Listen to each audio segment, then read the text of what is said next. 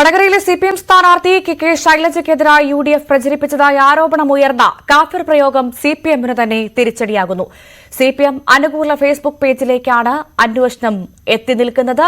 CPM നേതാവ് K ലതികയുടെ mobile ഫോണും കേസിന്റെ ഭാഗമായി പരിശോധിച്ചതായി പോലീസ് ഹൈക്കോടതിയിൽ റിപ്പോർട്ട് സമർപ്പിച്ചിരുന്നു. അനീഷ തുടരുന്നുണ്ടെന്ന് കരുതുന്നു. അനീഷ, ഈ പോരാളി ഷാജിയിലേക്കടക്കം അന്വേഷണം എത്തുന്ന ഒരു സാഹചര്യം സിപിഎം കൊടുത്ത അടി തിരിച്ചു കിട്ടി എന്ന് തന്നെ പറയാൻ പറ്റുന്ന സാഹചര്യം അല്ലേ?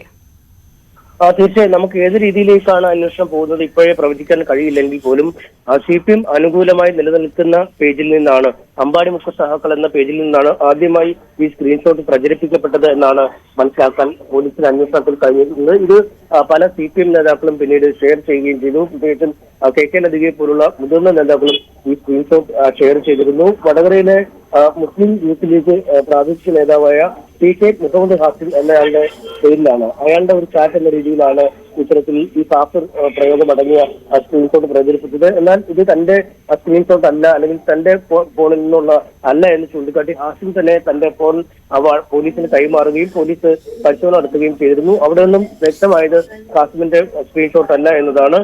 ഇതിനുശേഷം ഇതിൽ വിശദമായ അന്വേഷണം ആരംഭിച്ച് യുഡിഎഫും കോൺഗ്രസും മുസ്ലിം ലീഗും ഒക്കെ രംഗത്തെത്തുകയും പോലീസ് സ്റ്റേഷൻ മാർച്ച് അടക്കമുള്ള കാര്യങ്ങൾ നടത്തുകയും ചെയ്തു. എന്നാൽ പോലീസിന് ഒരു മെല്ലപ്പോക്ക് നയമാണ് ഇതിൽ നടക്കുന്നതെന്ന് ചൂണ്ടിക്കാട്ടി ഹാസിം പിന്നീട് ഹൈക്കോടതിയിൽ ഹർജി നൽകിയായിരുന്നു.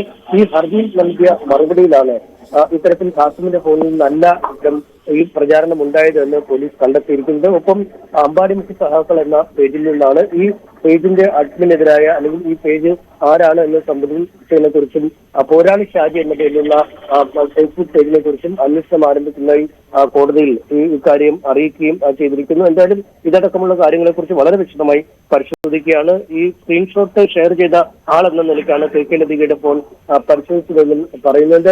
മനീഷ, ഒരു കാര്യം കൂടി ഏറെ പ്രധാനമായി കെ ശൈലജയുടെ പരാജയം വടകരയിൽ സിപിഎമ്മിന് ഏൽപ്പിച്ച പ്രത്യാഘാതം അത് ചെറുതൊന്നുമല്ല, തിരിച്ചടി ചെറുതൊന്നുമല്ല. അതേ സാഹചര്യത്തിലാണ് വീണ്ടും ഇപ്പോൾ ഈ ഒരു ഫേസ്ബുക്ക് പേജിനെ കുറിച്ച്, അല്ലെങ്കിൽ ഈ ഒരു ആരോപണത്തെക്കുറിച്ച് കാഫിർ പ്രയോഗം സിപിഎമ്മിന് തന്നെ തിരിച്ചടിയാകുന്ന പശ്ചാത്തലം, അത് വലിയ പ്രതിരോധം തന്നെ തീർക്കേണ്ട സാഹചര്യമാണ് സിപിഎമ്മിന്, അല്ലേ?